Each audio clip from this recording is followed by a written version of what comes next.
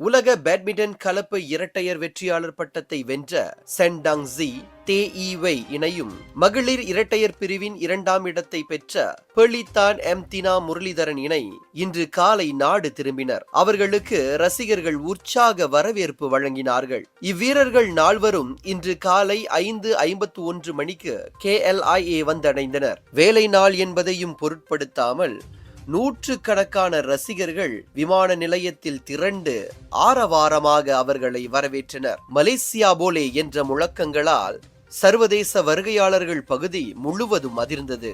அதே சமயம் பலரும் பதாகைகளை ஏந்தியபடி வீரர்களை வரவேற்றனர். பெலிதான் தினா முரளிதரன் மலேசியாவிற்காக உலக சாம்பியன்ஷிப் மகளிர் இரட்டையர் பிரிவில் வரலாற்றில் முதல் முறையாக பதக்கம் வென்று பெருமை சேர்த்துள்ளது குறிப்பிடத்தக்கது.